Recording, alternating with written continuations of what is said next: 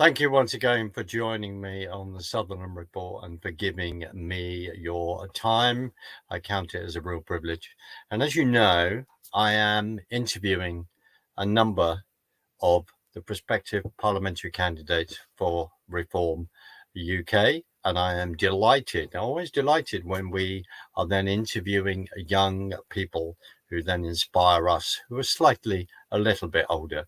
So I'm very, very pleased to be bringing on to you Dylan Evans, who is standing in the West Bolton constituency.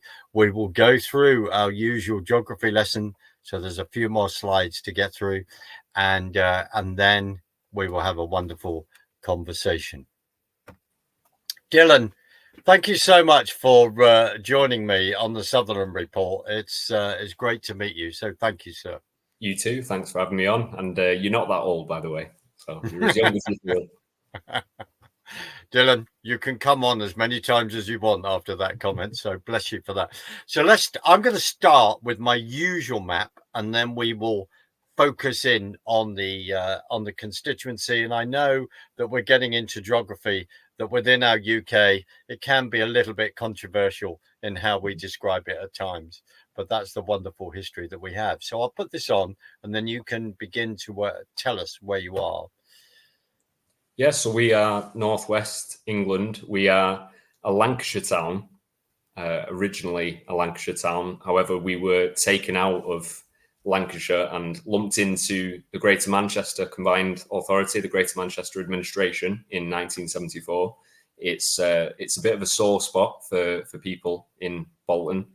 Many people tell me, they don't put Greater Manchester as their address. It's Lancashire. It always has been, and I think it's more than just kind of an identity issue. It's the fact that people were never asked, and they were lumped into this metropolitan kind of creation that has implemented things that people haven't wanted and haven't asked for. Like, we've ended up with a mayor of Greater Manchester that nobody asked for. We've ended up in the past, I know they've kind of put the brakes on it, but we've ended up with things like the clean air zone, and it's something that I'm passionate about. Locally, I had the privilege of introducing a petition of 3,000 signatures. It could have been way more, but we only needed 2,500 to bring it before the council, of people demanding a referendum to be fully back into the county of Lancashire as a unitary authority where we run our own affairs. That was there was a stop put to that by the Labour Council. But yeah, it's to answer your question, we're a Lancashire town through and through, and we're proud to be. So in case anyone thinks it's Greater Manchester, it's not.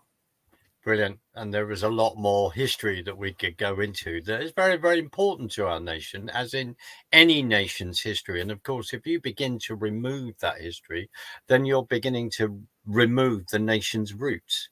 And yeah, I think that's really important. So, Dylan, brilliant. You are standing in Bolton West. Could you describe to me the conversations that you are having as you are campaigning? I mean, I've shown some wonderful pictures of you out there campaigning, and to see the Reform UK boards in a couple of places, well, more than a couple of places, but just illustrated by those pictures. So what concerns are the constituents bringing to you, sir? So it all comes back to the immigration issue. So whether we talk about housing, that's something that I feel passionately about. I rent because I just simply can't get on the housing ladder at the moment. It's now, I think, about 4-5 times the average, 3 times the average salary it used to be to be able to get on the housing ladder. Now it's more like 10 times the average salary. So when I talk about housing, you can't talk about housing without addressing the amount of people that are coming here. You can't talk about GP appointments, A&E waiting times, traffic, even the amount of cars that are now on the road, without addressing. So there's many issues that we have spoken about with people in the constituency, but it all seems to kind of come back to the population explosion, and that's why we've kind of coined this the immigration election. And I think in reference to the boards, in the beginning of I joined Reform 2 years ago, so there was a lot of kind of silent reformers. There was people that weren't too sure whether we were the right party to vote for. I think now, especially since we've been going through the roof in the polls, people are starting to actually believe that we can get somewhere with reform. So that's why you see my messaging, my Facebook, my emails, my Instagram, my Twitter, they've all been blown up with requests for boards. We've actually today, I've had to get back to somebody to let them know that we've run out, so we've had to order more. So it really has, it's taken off. And actually, at this point, to say, be really good, Dylan, if you could say, how can people get hold of you? How can they find you by email, Twitter, etc.? Yep. If people want to come and help you contribute to your campaign, because every single candidate is self-funded.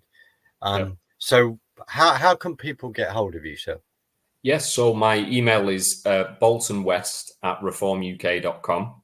So if you want to volunteer, my social media, my Twitter is DillEvans_. If you want to give me a follow on that. On Facebook, it's Dylan Evans for Bolton West. Brilliant. And I will make sure that I put all of that in the description. So you have clearly laid out, including your personal circumstances, which is renting, because of the multiples needed to actually buy a house, get on the housing ladder because of the demands, etc. So are people then, you talk about the traffic, and these are these are comments that are coming up and down the country in many ways, end up ticking the same similar things. And I'm not putting words in your mouth, because it's what we are finding on the street. So are people finding it difficult to get GP appointments? Talk about some of the other infrastructure issues. The whole debate about mayors and what you've said is fascinating. Do people feel they're getting value for money by council? You've already alluded to the fact that they're not being listened to. So take it away, please, sir. Yeah, so I mean, in terms of GP appointments, I think one of the biggest scandals that isn't being addressed is the fact that a lot of GPs are still doing phone-only consultations. That's kind of a bit of a holdover from the pandemic. And it's something that I've been affected by personally. I mean, I've had family members who, I think of my late auntie, she had a spot on her nose that she was kind of concerned about. And she was in her 80s, and her GP wouldn't see her in person. They said there was no need to can you just send a selfie, or can you just take a picture of it and send it to us? She was 80 years old. She didn't have a mobile phone. She didn't know anything about going online. And the GP was trying to fob her off on antibiotics because they weren't that concerned. So we had to essentially beg a GP to see her in person. She was only down the road. And when they did, they said, actually, that does look a bit, serious, a bit more serious. So they sent her for a biopsy, and it ended up being skin cancer.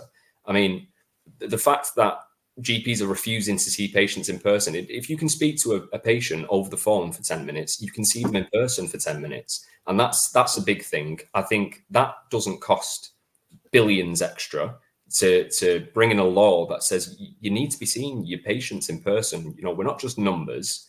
We're not just kind of calls that you need to get through.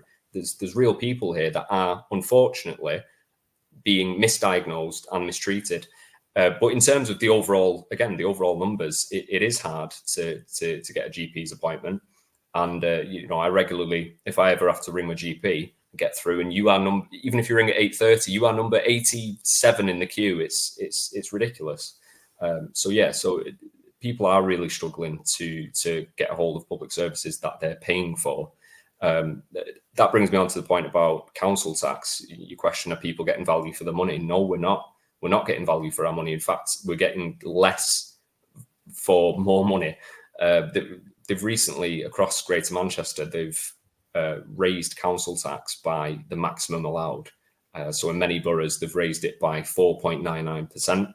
And what a lot of people don't know is that if the council were to raise it by 5% or more, they have to give you they have to have a referendum and give you the decision on whether you're okay with it or not. So that angers me, because it shows that they despise us that much that they're going to raise it by just 4.99%, just below the amount that they have to ask your permission to raise it by. So people don't feel like they're getting value for money. Our services are being cut, yet our elected officials' wages are going up.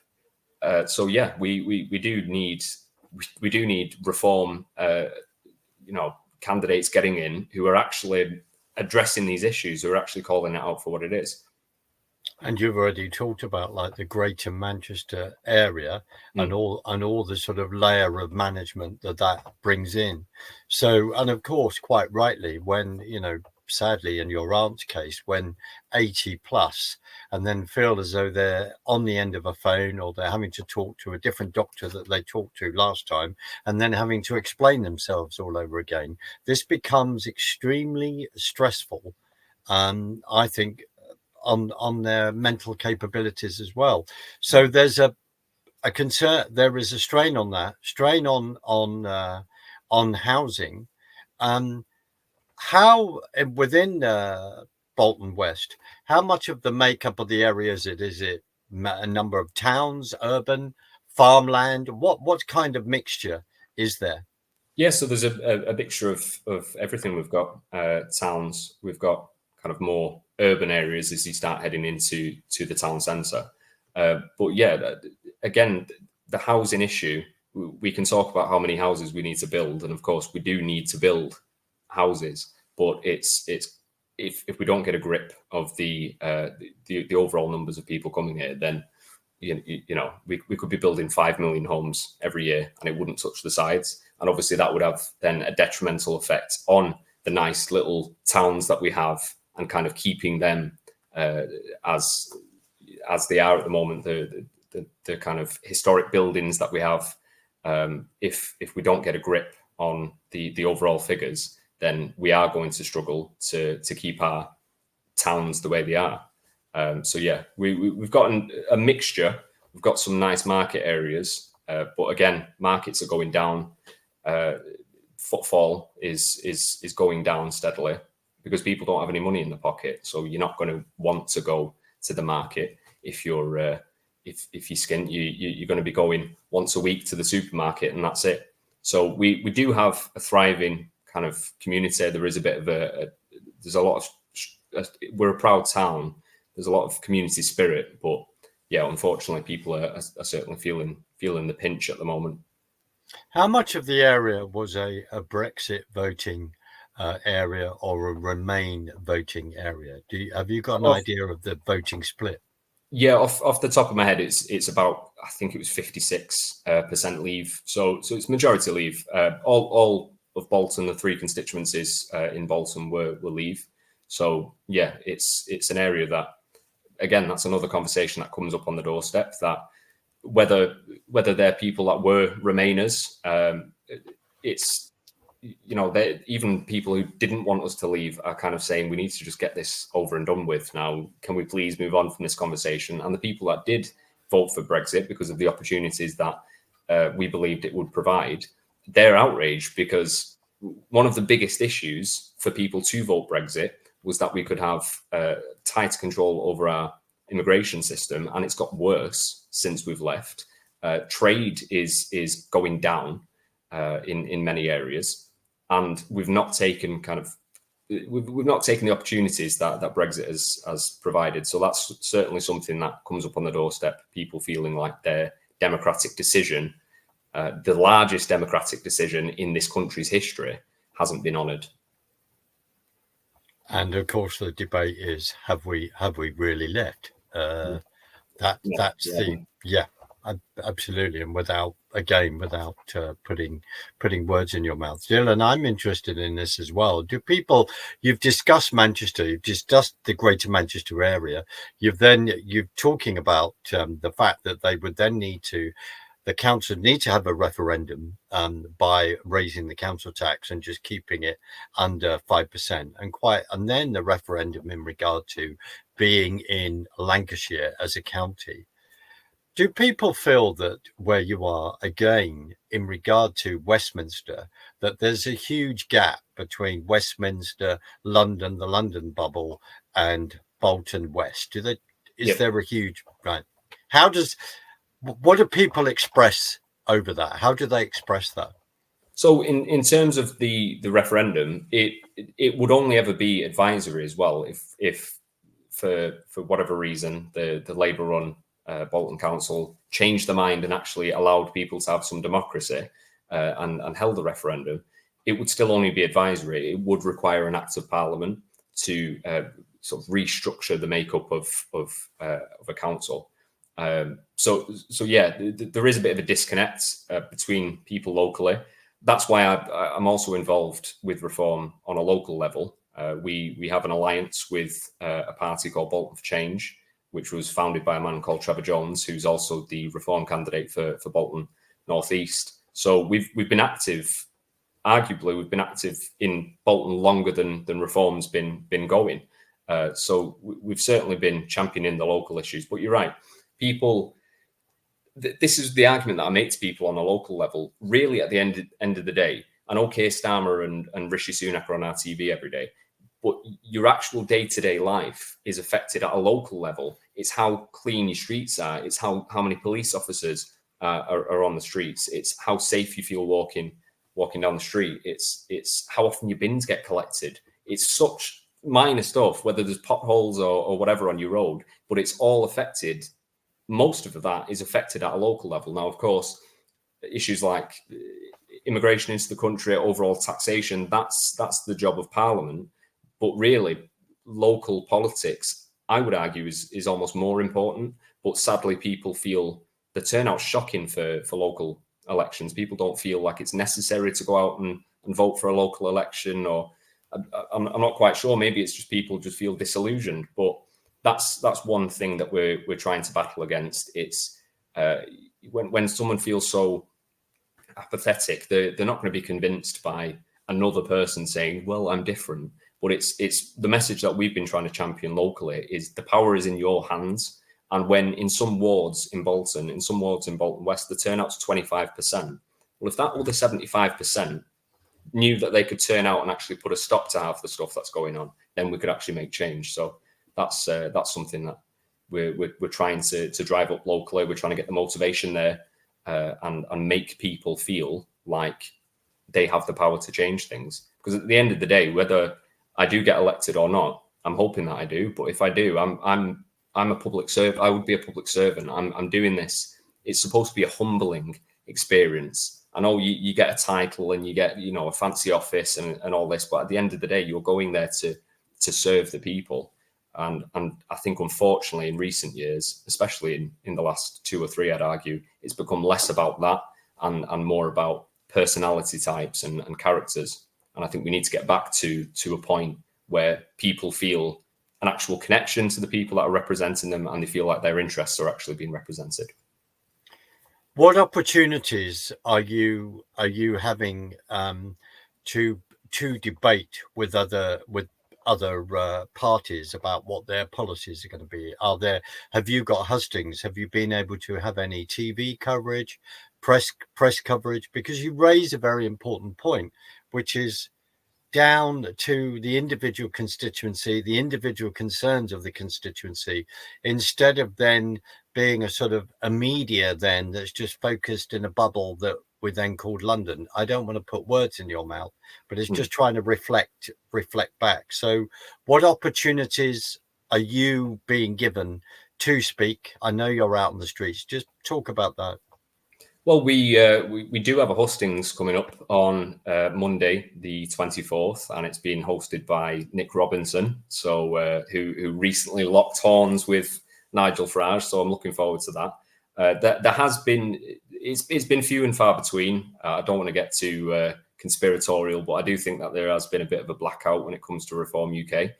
We've been underestimated in the polls consistently over. I mean, in the Northwest, we've known that we've been ahead of the Conservatives for months now. It's just been a case of when is the media finally going to admit that. So there has been dribs and drabs. I've done Zoom calls with different people, but I've not had journalists clamoring to come and speak to me, because I do think there's a little bit of wanting to keep it as a 2-horse race between Labour and Conservatives and kind of drowns out. But I think with somebody like Farage coming back on board, that's becoming harder, and it's becoming harder and harder for them to ignore us. No, I hear you. So we've gone through, quite understandably, housing, GPs. What about, and I had this discussion with Rob Barracliff the other day.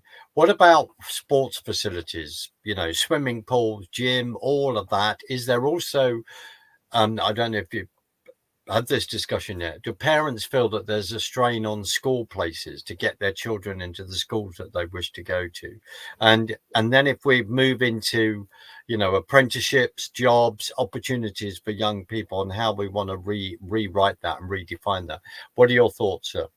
Yeah, so in terms of school places, one of the big things now that people are worrying about is if they're going to be able to send their kids to a private school, with the recent kind of admission that Labour are going to raise VAT on private schools, because we have to remember that's not going to impact the super rich. The super rich aren't going to be that bothered about a few percentage increase in the fees. It's going to be working class families that have managed to save up enough to send their son or daughter to a good school.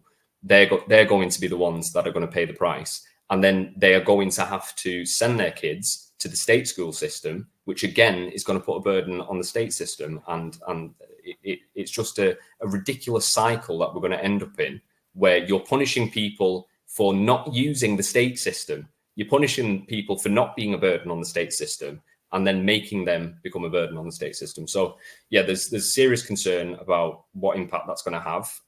Class sizes are already too big as is. Children are missing out on proper education when they're in classes of 30 plus. It's ridiculous. But in terms of kind of opportunities for young people, again, there isn't that much for young people to want to hang on to in places like Bolton, because they see a better life abroad in places like Dubai. They see a better life abroad in places like America. We need to try and make our town an attractive place to want to do business, an attractive place to want to set your roots down in. And yeah, unfortunately, I don't see that happening with the big two at the moment. We have the advantage as well in Bolton of having a Conservative MP and a Labour-run council. So we've sort of seen both offerings, if you like, and they haven't really offered anything. They've not really changed anything. So yeah, I think it's time for some fresh ideas when it comes to how we go about creating opportunities for young people.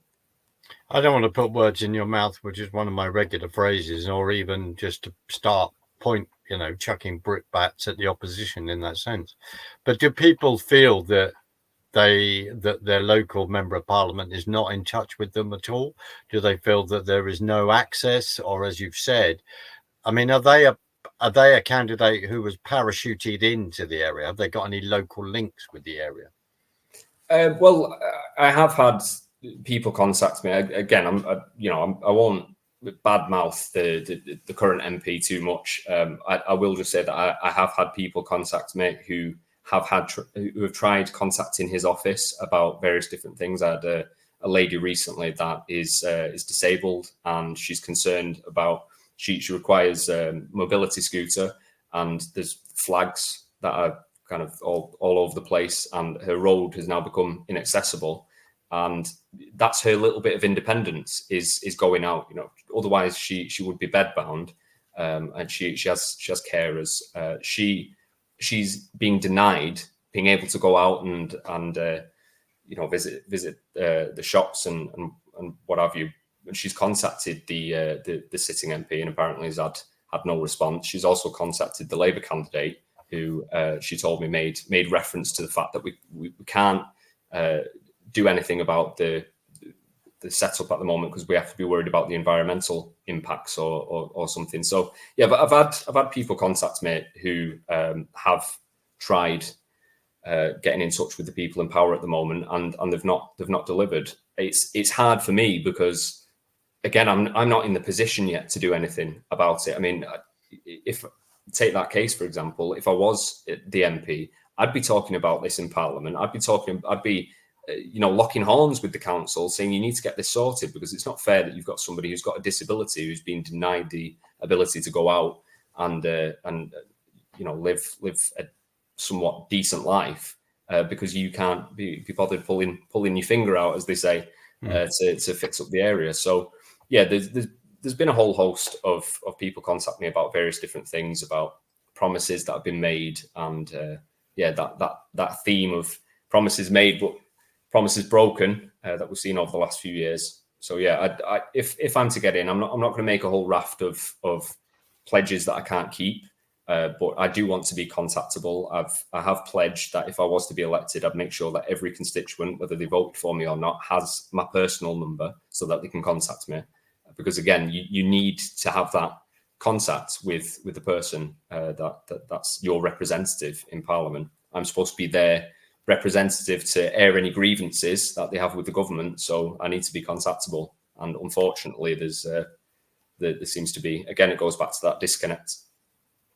How are people amazed at the fact that you, as this incredible young person, are wanting to get involved in the political fight? Are they amazed at that, or are they very encouraged by that?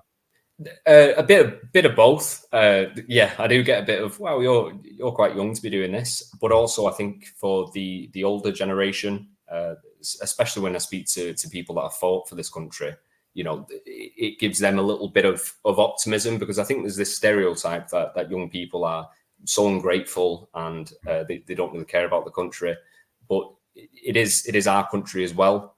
You know, we are the reason that I'm involved in politics is because I see this country in 20, 30 years time being a completely different country to what we have now. I mean, when I was born, it was the norm to be able to have a family, have a house, and pay your bills, and maybe take the kids away for a couple of times a year on one salary. Now that's a pipe dream for millions of people. And it's a regular occurrence where you've got both the boyfriend and girlfriend or whatever working full time, renting, and they're not getting to experience the life that was kind of the norm 30 years ago. I say this a lot. I'd give anything to be my age 30 years ago, because you could afford to have a family, you could afford a house. And that's why I have a personal disdain for this term, the cost of living. I know it's the term that we use when we talk about the economic situation, but it implies that there should be an inherent cost just to be able to live, that it should be a burden just to be able to get by. I don't agree with that. We're the sixth largest economy in the world. There should be no reason why people that are working full time, doing the right thing, would be struggling to pay their bills. So yeah, when people ask me about my age and why I want to do it, it's because that's what I want for my friends. That's what I want for my family. And I intend on setting my roots down here in places like Bolton. I want to be able to say I fought to make Bolton a place where we can set our roots down, just like our kind of older generation did. So yeah, it is a bit of a surprise to people when I do tell them that I'm 26, but I'm in it for the long run. And I think I would rather, I've only been campaigning for a couple of years, but I think I'd rather have 2 years of doing it right, as I see it, than 20 years of doing it wrong. Well, I commend you for it, and I thank you. I thank you for that, because one of the privilege for me in doing this is I'm meeting some incredible young people, and I could not have said it any better in the way that you did. I think the way that the redefining the cost of living and not being a burden, and that again is words, isn't it, that people are pushing. I think what you've said is extremely profound. There's just a brilliant way of expressing that. And I think as well, I mean, I could talk to you for hours about how I think we're declining as a culture, as a society. I mean, if you look at buildings, for example, that we're making now, they're horrible. They're empty, soulless, lifeless glass boxes that are purposely there just to maximize capacity for some corporation. We're not building anything anymore because it's for its sheer beauty, to be impressive. We're just building things just to be commercial units. And I think that has a knock-on effect on a community. I think that has a knock-on effect on a society. There's a reason that when towns and cities were being built hundreds of years ago, the first thing they built was an impressive church or an impressive town hall, because it's centered, and you built the community outwards from that because it centered you around something. You felt connected to the architecture of your town. You know, art, for example, you look at paintings nowadays. 500 years ago, they were painting the Sistine Chapel. There were beautiful pieces of art being created. Now someone throws a bucket at a wall and they call that art. And same with music. I can't think of a single song in the top 10 at the moment that will be played in 40 years, 50 years time. So there's a whole host of things that I think we're declining as a culture, as a society. But you can't afford to think about those things literally and figuratively if you can't afford your bills. If you're worrying, do I pay my council tax this month, or do I get ahead on my gas bill? You can't think about the bigger things. So that's why I feel so passionately about the tax policies that we have, because we need to take that burden off people, so to make them feel like they are kind of part of the community and not just something to be drained by the tax system. So yeah, I do think the big thing for me obviously is tax, kind of taking that burden off people. But yeah, it does have a detrimental impact on society when people don't feel kind of connected to their area anymore. Because if they've got more money in their pocket, then they've got more money to decide with what they want to do with that. And then that tax is out there buying goods, buying things, etc. And then tax revenue comes in. In fact, very often more tax revenue will come in that way. And you're able to then fire up the economy. Within Bolton West, how do you get from having a sort of wealth distribution mindset to then creating wealth? What is the history of Bolton in the past? What do you think the opportunities are in the future if we're able to unleash all this creativity? What you've said about painting and art again is extremely profound. What are your thoughts on that, Dylan? Well, again, historically we were an old mill town, a cotton producing town. Samuel Crompton's one of our probably most famous sons created the spinning mule, I think it was called. So we're an industrious people. I know we've deindustrialized a lot over the last few decades, but there is that kind of productive capacity there that's just not being utilized. It's why when we talk about the need to bring in foreign workers, it frustrates me so much, because essentially what the narrative is at the moment is that British people are too lazy to work the low-paying jobs. So we're too lazy and arrogant to be taxi drivers or to stack shelves or to work in farms. But we're also a bit too thick to do the kind of high-paying jobs, the computer scientists, the computer analysts, and so on. I think that seems to be the prevailing narrative of our entire political class. I think the complete opposite. I mean, we are the country that started the Industrial Revolution, specifically here in the north, that took people from going from having to use outside toilets and dying from diseases at the ages of 30 to where we are now, where every single one of us has a device in our pocket that has the known history of the universe on it. That started with the Industrial Revolution, that started here. So we do have that ability, we do have that capacity to be the next leaders of whatever the next revolution might be, whether it's technology or whatever. We have that capacity, but we just don't seem to have a government that wants to empower the people to do that anymore. So yeah, in terms of wealth creation, again, it goes back to taxation, and you don't grow your way out of the economic situation that we're in through tax. You don't make your business grow by increasing your prices. All you do is you turn away new investment. If you run, I mean, not to get too technical, but if you run a pub and say you charge £4 a pint and you're kind of struggling with custom, you're barely ticking over, you don't attract more business by sticking a sign outside that says the pints were £4, now they're £6. All that does is make people say, well, we're not going to go there. They've hiked the prices. And then the people that are already in your pub are going to start leaving and wanting to find somewhere else to do business. And then that has a knock-on effect on your staff. I know that's a very oversimplified way of looking at the sixth largest economy in the world, but the sentiment is the same. You don't create. We've tried it before in our past, and it has never worked. A socialist will always tell you that, well, that was never real socialism, but it was. It does not work. You don't grow the economy. You don't create wealth by taxing people to death. I hear you. Dylan, can you give an overview? Just let me know how going from a point of how people are greeting you on the street, the feedback you're going.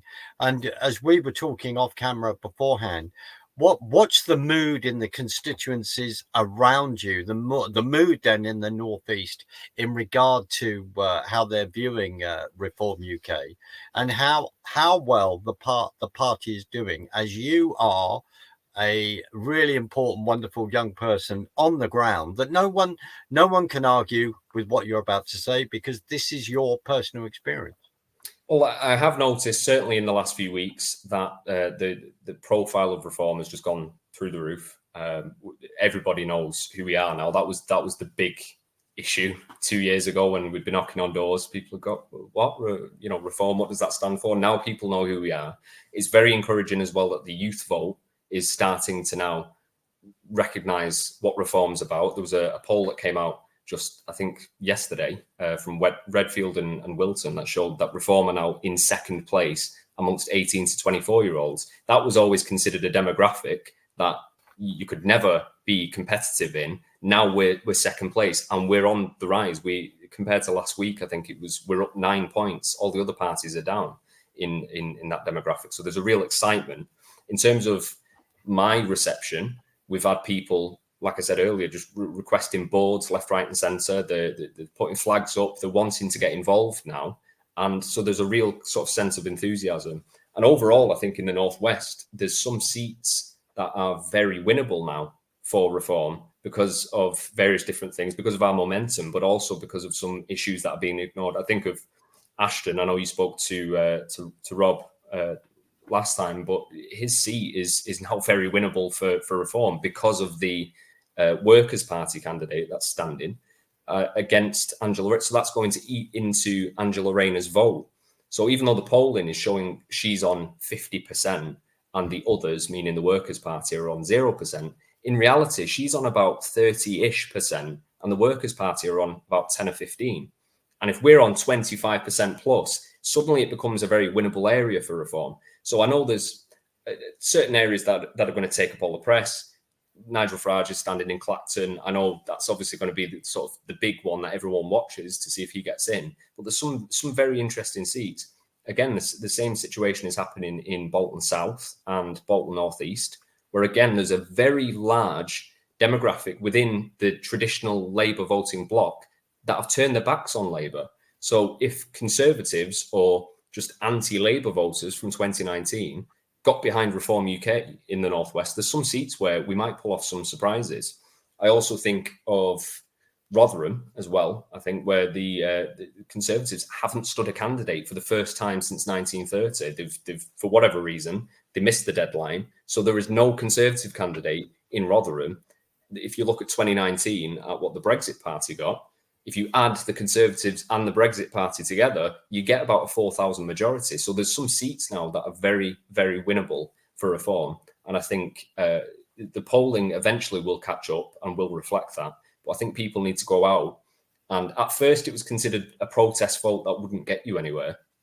It was kind of just send a message to the government. But now, if we can send a strong block of MPs into Parliament with millions of votes, then that's a mandate for change. That's a mandate to reform our electoral system, to make it truly democratic, because the idea that we could get 6 million votes and a handful of MPs and the Liberals can get 10 million votes and get 60 MPs is just ridiculous. You've got parties like the SNP, again, they'll get about 1 million votes, but about 20 MPs. So our electoral system isn't representative at the moment. But if we're able to get a strong block of MPs led by someone like Nigel Farage, along with millions of votes, then I think we'll start to see some change.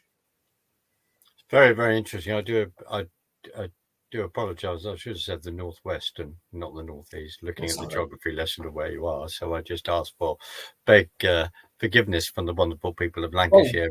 I have to give a shout out to the people in the Northeast then, because that's again another area where we're doing quite well. Places like Hartlepool, places like that. We've got some very strong teams. We've got committed teams. I can't tell you the buzz there was when the polls finally admitted that we were ahead of the Conservatives. There's a real passion among Reform UK candidates and the hundreds of volunteers that you don't hear about, the thousands of members that you don't hear about. There's a real buzz that we can actually achieve something. Because before Reform were in the race, there was sort of this feeling that it was voting for the least worst option. Well, you know, I don't really like Keir Starmer, but he seems a little bit less bad than Rishi Sunak. It's like, you know, is that what we've sunk to as a country, that pick me because I might be a little less bad than the other guy? You know, we deserve better than that. We deserve to be able to vote for something. You might not agree with all of Reform's policies, but at least we're offering people something to vote for, some common sense policies. So yeah, I think that's now being reflected. I think people are recognizing that, and I think when July the 4th comes around, we'll see some surprises, and hopefully I'm one of them, of course. Amen. But to that, you've given a wonderful explanation of various other, you know, the other people, the other parties running, how the percentages are going and all the rest. And I know it sounds that people are really beginning to pay attention to that. One of your, as you've said, one of your biggest challenges is to get the vote out. And of course, there's the postal votes that are coming out at any day, if not already. And when you've quite rightly said, there's their party machines between these two horse race. I think it says a lot if the Conservative Party are not actually putting candidates forward within. They're not. I don't think Rotherham's just the only one. Rotherham was just the only one. There are other areas. So you are very much paying attention, giving a wonderful overview to what's going on. And I understand that you were helping one of your fellow candidates today, but with Rob. So in the last couple of minutes, could you describe what's happening? Where's this wonderful cross-fertilization of help? Is that happening? Again, it's all grassroots, it's all voluntary, it's all, you know, can you lend a hand this day? Can you lend a hand that day? We don't have the numbers that Labour and Conservatives do. They've been around for hundreds of years. They can click their fingers and they can have 200 activists in a constituency just like that. We don't have that yet because we're a small party. We are growing. Hopefully, in 5 years' time, we will be that in that situation. They've also got data. They know how your granddad voted. You know, they know whether your great granddad was a maybe or whether he was a strong voter. So they can be a lot more targeted. We're kind of knocking on doors, not knowing who these people have voted for in the past, and we're trying to strike up genuine conversations. I personally think that's the best way to do it. It may not be the most effective, but I think you shouldn't just avoid a door because, oh, they didn't vote for my party last time. You should want to convince those people as well, because if you were to be elected, you'd also be representing them. So it has been very grassroots. It is, especially for some of us that are newer to politics, it's been a challenge.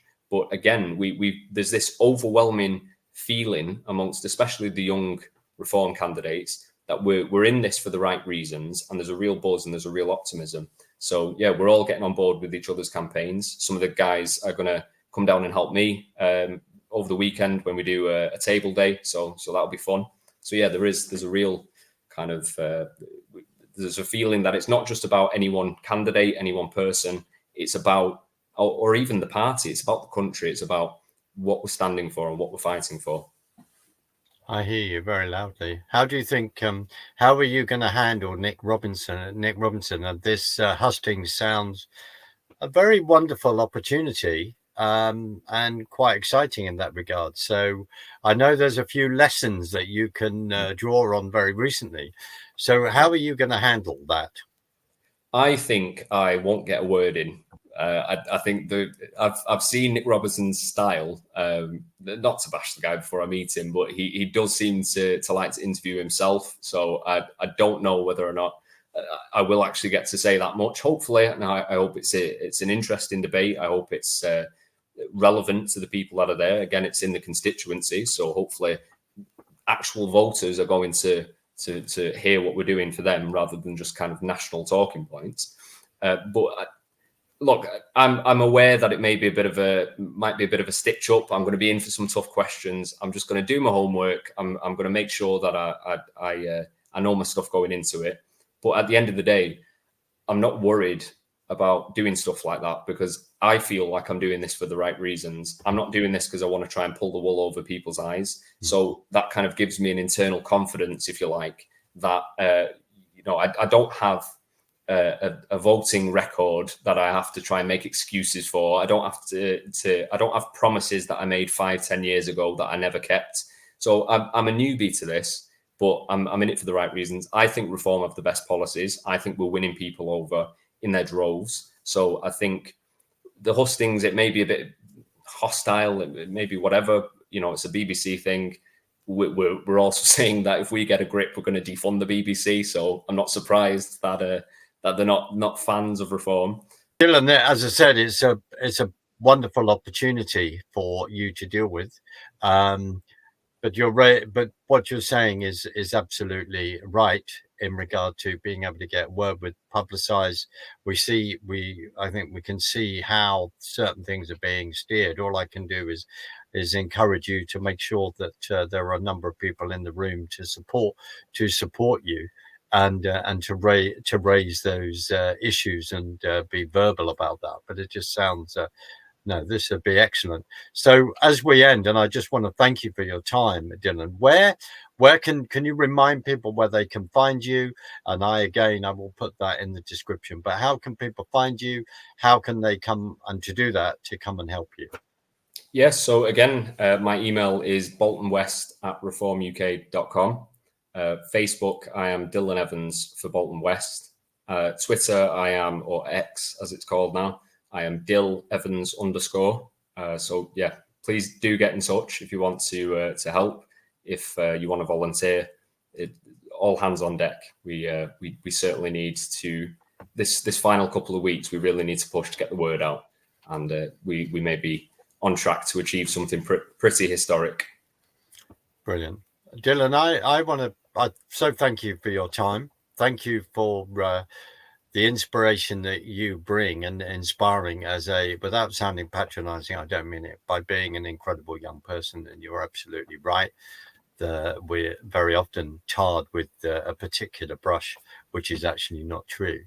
So I thank you for that. And as also when I interviewed Rob as well, said that it is inspiring. And there are others. So thank you very much. And Dylan, if there's anything else you want to say before I play us out, please don't leave me.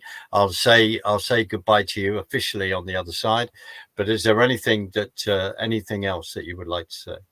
Well, I just want to say a massive thank you to yourself for the time. It's refreshing to actually have these long form discussions. I think that's actually how you get to thrash out ideas. If I could send one message to people that are a little bit undecided, I would say vote for something, don't vote against. We would argue, if you want common sense immigration policy, vote for Reform. If you know what a woman is, vote for Reform. If you want lower taxes, vote for Reform. And I think people need to vote for Reform like the country depends on it, because it does. Thank you. Well said, sir. And thank you for your kind words. I find this a privilege to do, because I'm meeting some incredible people in the amazing country called the United Kingdom. So thank you. I'm gonna play us out, Dylan. So thank you very much indeed.